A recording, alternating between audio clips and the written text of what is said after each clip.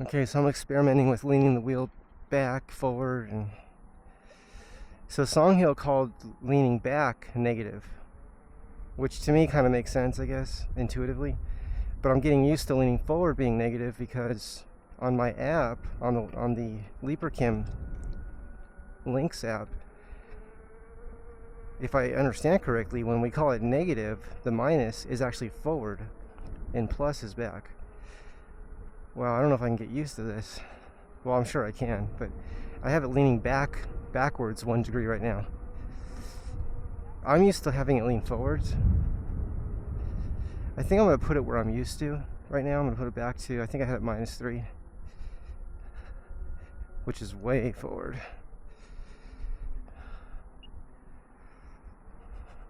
There it goes. It's adjusting as I write it. And the reason I initially leaned it forward was it made it really easy to go fast, like a straight line.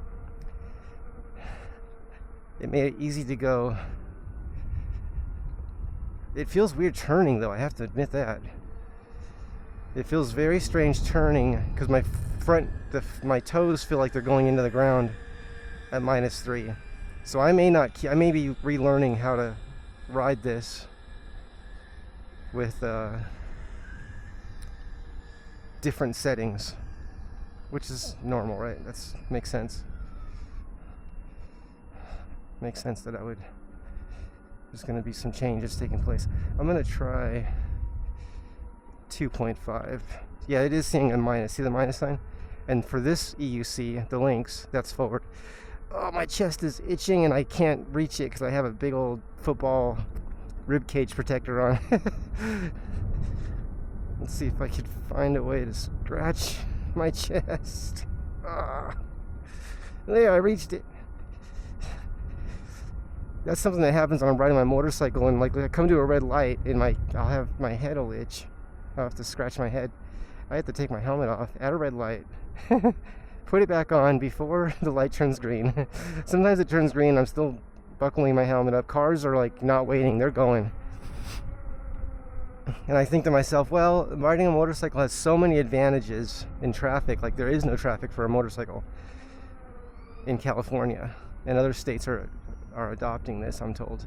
They're trying to figure out how to adopt it, I guess. I don't know why it's complicated. California already figured it out.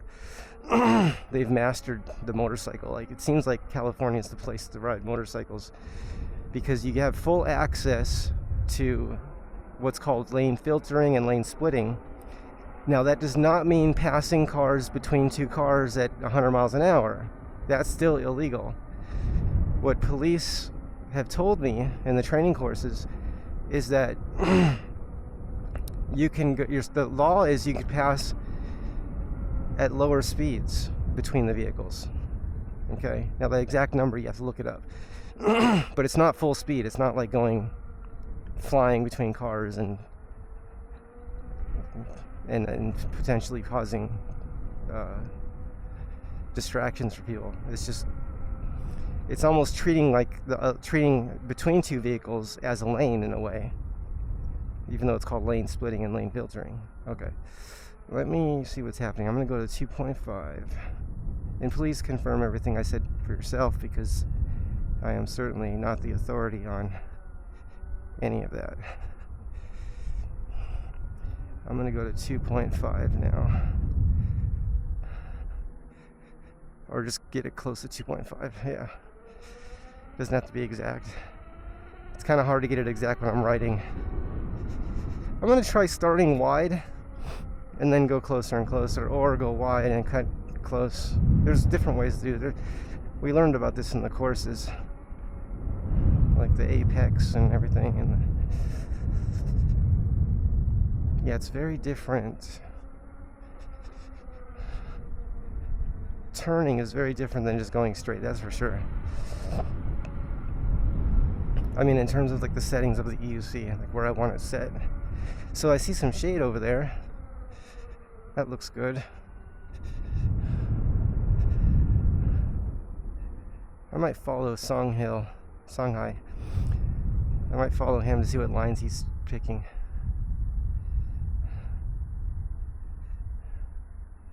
Oh, where'd he go? He turned. Okay. Guess I'm just going myself now. A lot of cones out here, though. I'm guessing it could be 1,000 cones, right? Not sure. Hundreds. I would say hundreds.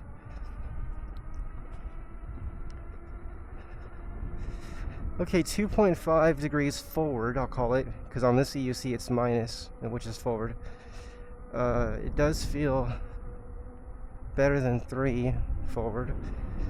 So I'm going to leave it there and then go ahead and see what I can do. Let me put it at 2 just to see what happens. What I'm looking for is to have some familiarity. That's a tongue twister. Familiarity. Familiarity in the way I have it leaning forward, but still having the turn friendliness of not having the pedals too far forward when I'm turning.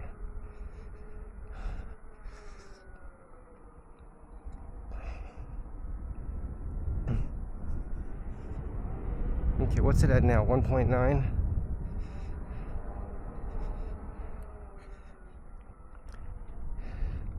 How's the suspension feel? Huh? How's your suspension feel now? Oh, this is a different wheel. Oh, okay. This is S22. Oh, gotcha. Yeah. And for me, it's weird because I feel like wobbly, like the tire is unbalanced. Oh. Yeah. Is there a way to balance the tires on these? Not that I know of. Okay. Specifically. Yeah. All right. You want to do some laps? Yeah, I'll do some laps with you. It's funny. I ran it backwards to see where the tire. Because dude, the other thing is it's weird. You look at the tread and it looks like it's backwards, but all of the directions indicate this is correct.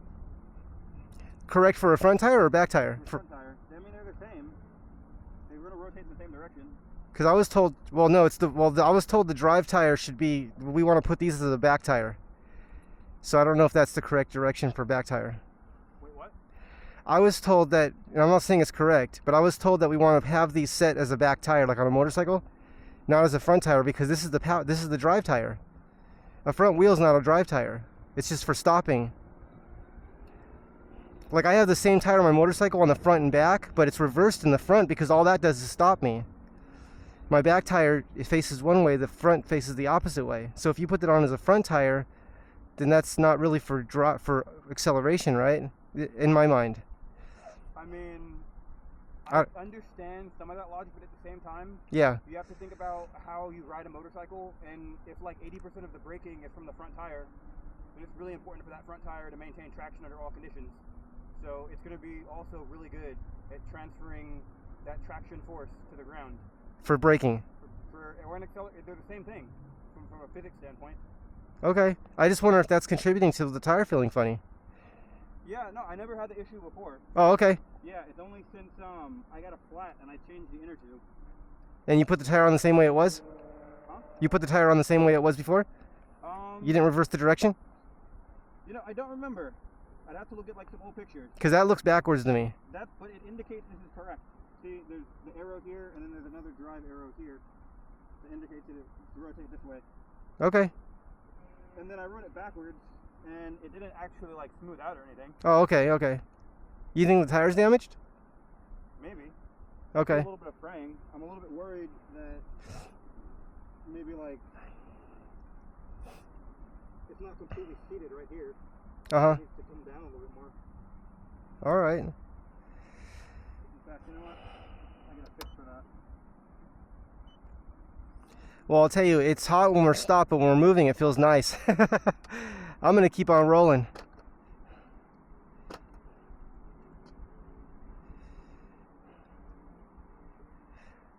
That looks like a very lightweight, nimble EUC.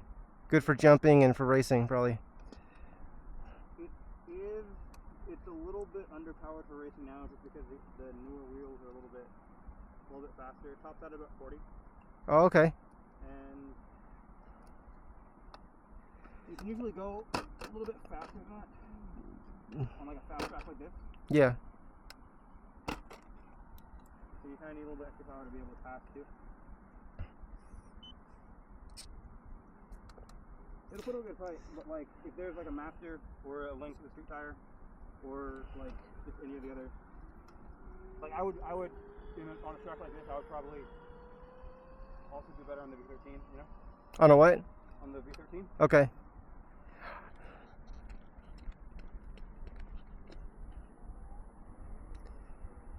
Are these the same cones that you bought?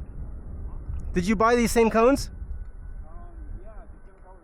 What color did you get? It's a different color pack. I can check when I get to the car. What'd you say? It's a multicolor pack. I can check when I get to my car. Oh, okay, okay. Got a little bit of everything. Cool.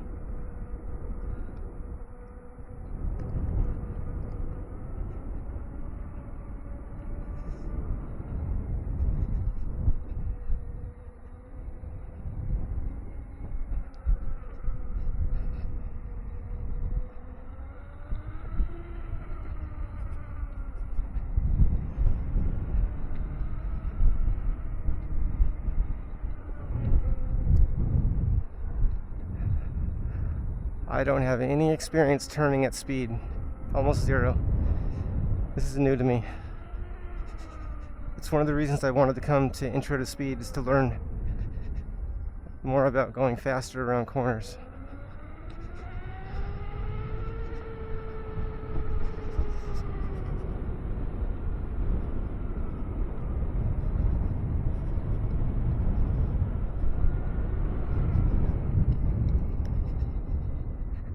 See, that's how you know when someone has experience, is like he makes it look so easy to go fast around these corners. Songhai. It looks like it's effortless to him. And I'm sitting here like shaking and wobbling, and that's okay. It's my first day here on this track. I did go to Intro to Speed at a different location, but at that time I could barely stand up. So I wasn't really even taking turns fast at all. Okay, I think I'm going to put this back where I had it at -3 just for now, because I'm just used to that. It's at 2.9 forward now. I'm going to cut across. See if I can catch up with Songhai.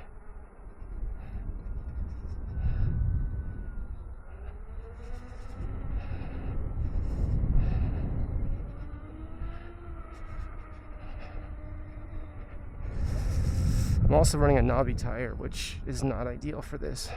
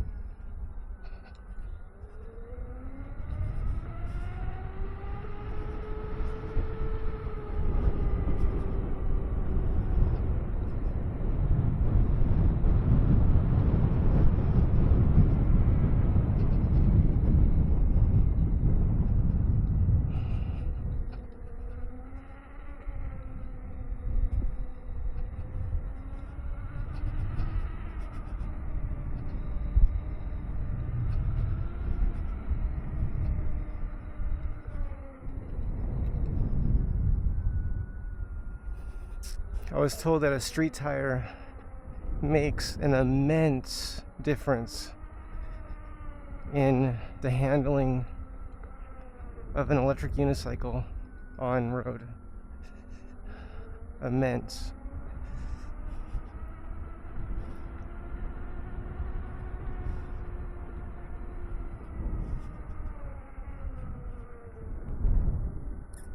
That's a steep hill.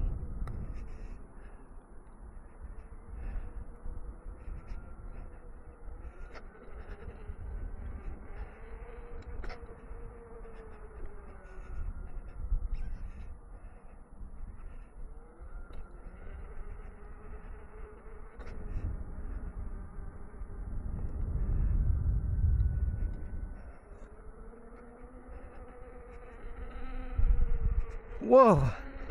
Okay, I almost fell right now. That was a weird feeling. When I turned, the EUC, it felt like it tilted back. Wow, that felt weird. I'm not actually sure what was happening. I guess it's staying, it wants to stay upright. I'm just not used to that feeling. Like on a dirt bike, it would never lean forward or back, right? Well, on the EUC, when I'm going through the corner, it's gonna stay upright. Wow, that was a weird sensation. First thing I'm thinking, is there a way to turn that off? So it just lets me lean all the way forward and doesn't try to stay vertical. I'm not sure I'm saying that right. I guess people get used to that feeling though. I felt like I was crashing.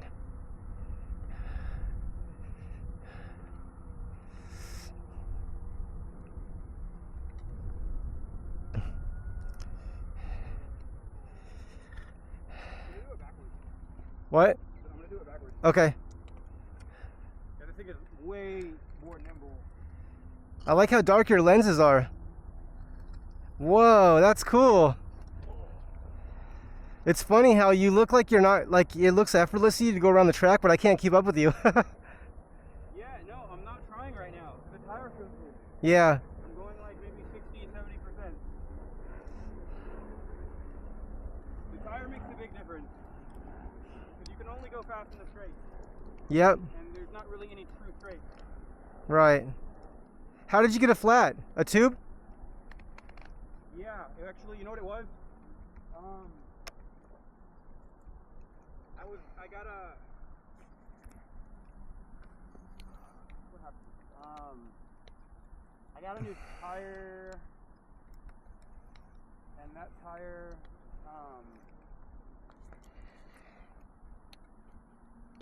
oh, I was putting a new inner tube in. That inner tube, I accidentally damaged the spoons. I had a spare inner tube that was patched, that was just like for emergencies, and I was like, this is bullshit, I'm not going to wait for a week or whatever to deliver, you know, a special inner tube with the bit valve stem. So I'm just going to put the spare one in, and then I ran the spare one, and it popped. I hit like a curb thing, I like bumped over it, and it just popped it out. And then I put this one in, and ever since then, it's been like weird, kind of. Okay. I don't know if it's me or if I have to take it up. Like normally it's weird. Like stuff like that happens and I just have to take it apart, put it back together again. And then it works? And then it's like, yeah, then it'll be flawless. Wow, interesting. So I don't know, maybe it's, I was a little bit lazy with the motor bolts. Maybe I didn't clean them out good enough to get like that perfect seal. Maybe the tire is not seated on completely properly. Okay. It's like there's a little flat spot right here. Okay. I think that's what it is, really. And there's a little part needs to pop out a little bit more. Oh, got it. That makes sense. That's what I think. Something like that. Yeah, making it feel weird. Yeah. So I'm going to try to run the track backwards. Maybe it'll pull on it in the other direction. Okay. And that'll like seat it properly. You want to try putting a bunch of air in it? I just did that. Oh, you did that? Yeah, I've been running it at a lower PSI because I've been doing a combination of off-road and track. Okay. But I just put it up to max for like 45. Yeah, to see if it'll pop it out. Trying to. But the suspension makes it mean that I can't get any really hard hits. What I might do is put like dish soap around it. Yeah.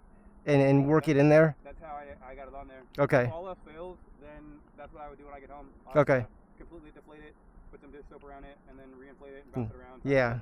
Get it to pop out. Then see if that's actually the issue. Okay. But for now, I'm just gonna run backwards for some laps. Yeah, I'll follow you. You know what? I'll go a little bit slow.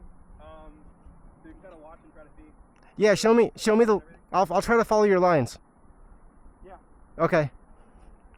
I'll try to keep them like wide, so it's not just like stuff that I can only do because I have a street tire. Okay. So that you can follow it with that. Thanks. That'll help.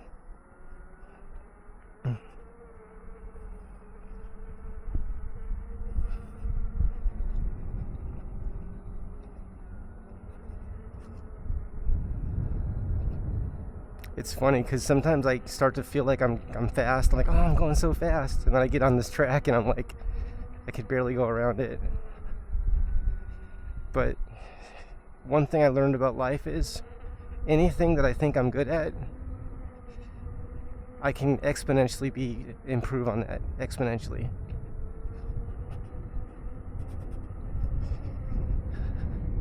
Meaning there's always room for improvement more.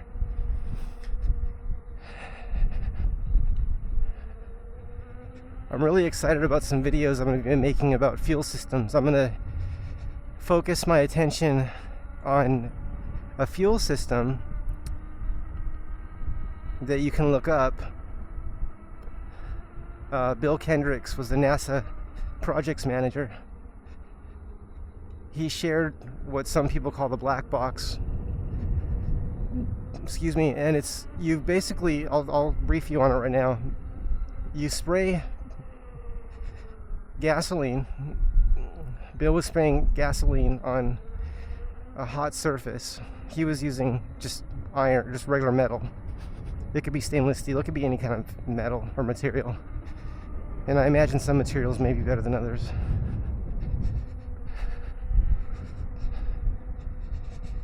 You get the material up to, you want to get the temperature. He was getting the temperature as high as he could without the gasoline auto-igniting.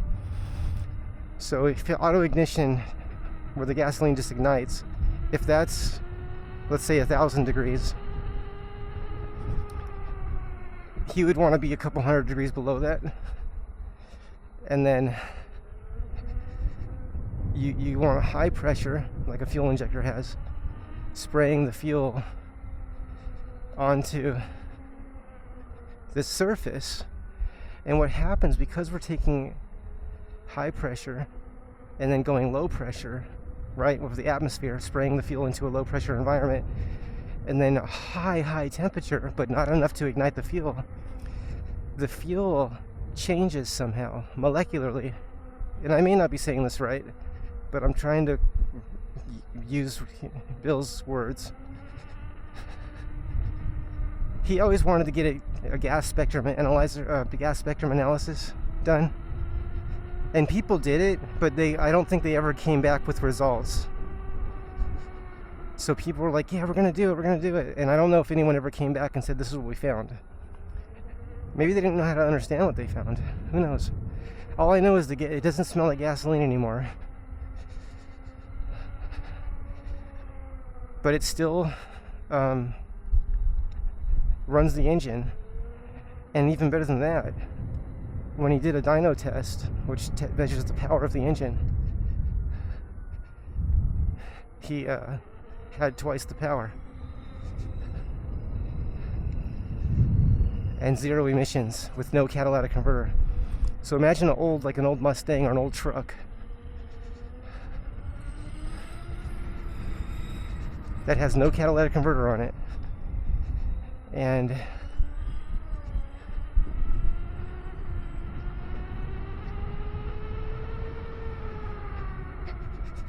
getting 0 emissions out of the exhaust. Isn't that great?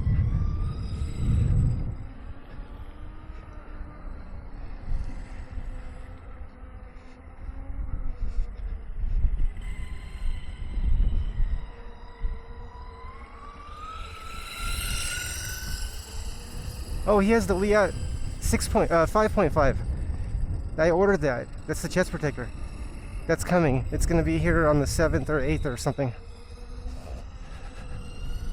Something like that.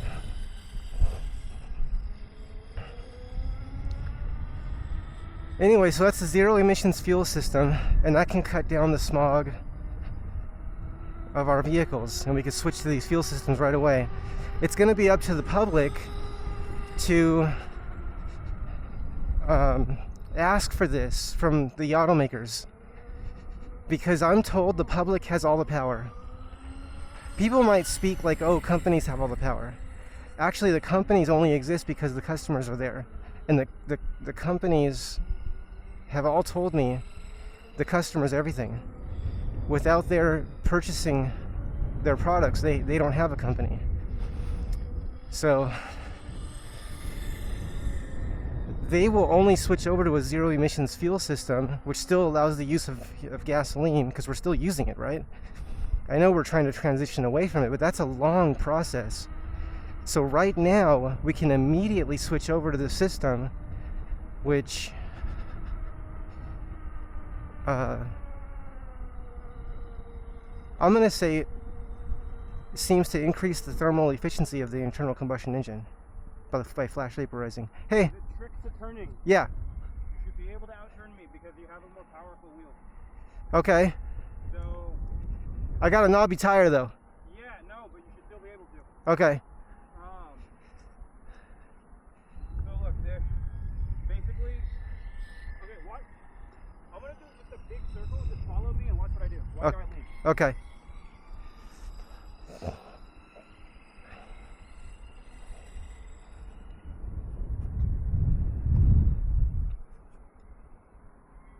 Okay, am I doing that? Look.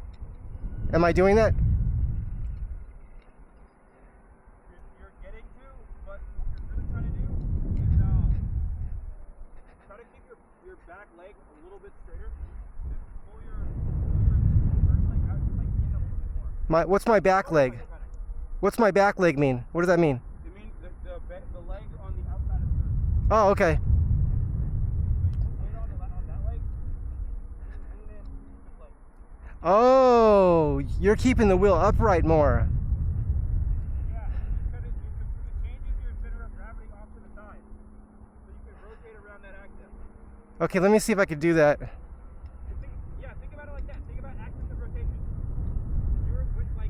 You're a rod standing up straight. I'm just used to leaning the wheel, so I don't want to lean the wheel like this. I shouldn't lean. The thing is, so basically, there's a limit to how you can turn fast like that. Okay. It's like a counter steer thing. Like normally, more of the thing you do with lower pedals, if you have to. Yeah. But it makes you faster because you're limited by your tilt, basically. Okay. The less you tilt, the faster you can technically go. You know? Okay. So if you can minimize the tilt while still moving, while still turning. That makes sense. That really makes sense. Yeah.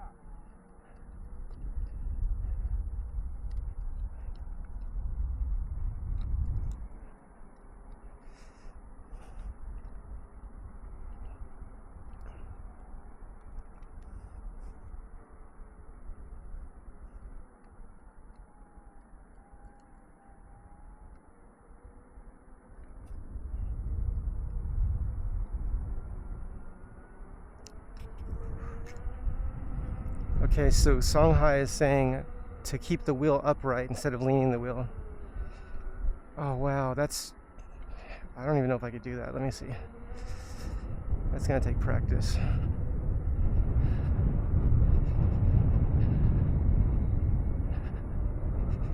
Yeah, I see him doing it. I see how he's doing it.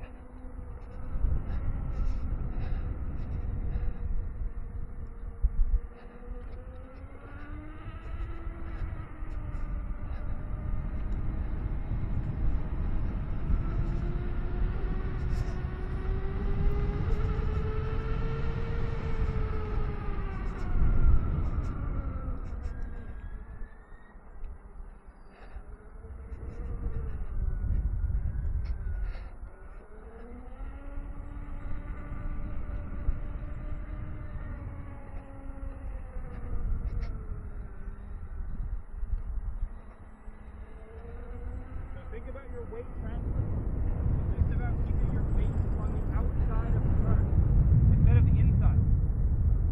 It gives you a different kind of stability. Keeping my weight on the outside of the turn? Yeah. So if you're turning left, keep your weight on the right foot.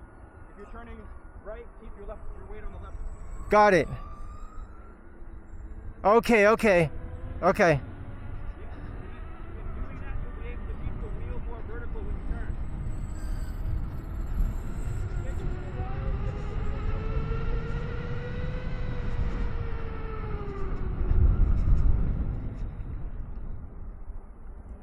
Whoa.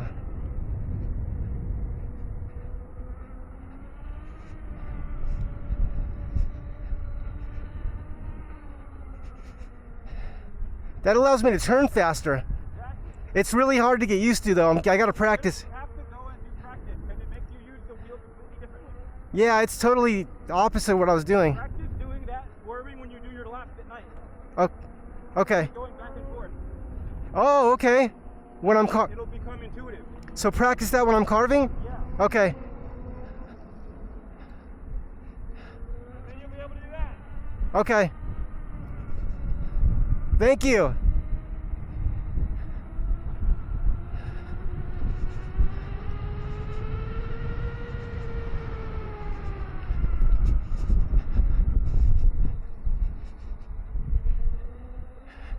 Yeah, put my weight on the outside.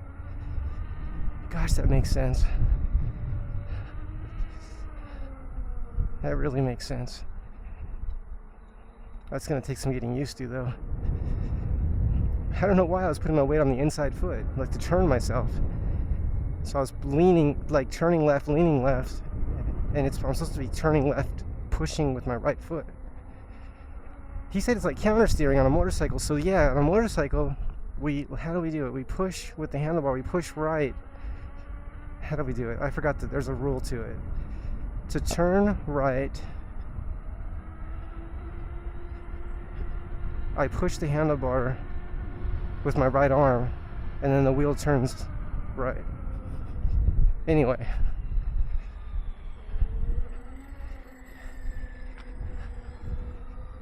I'm gonna let them pass.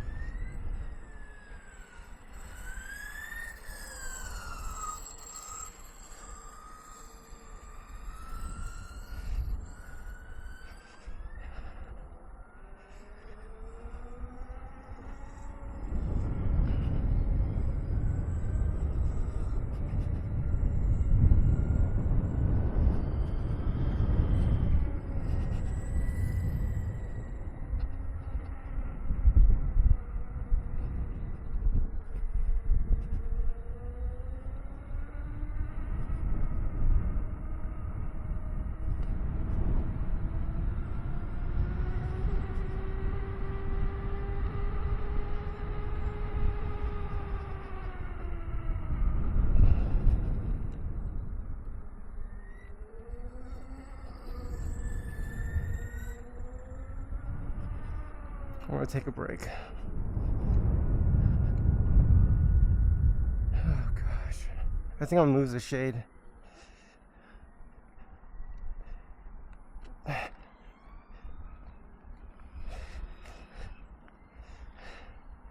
I'm gonna put this in the shade.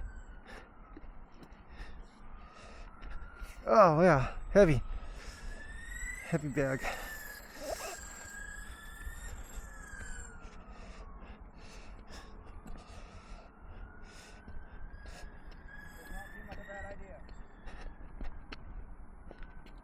That's not gonna work. Looks like I have to put the backpack on.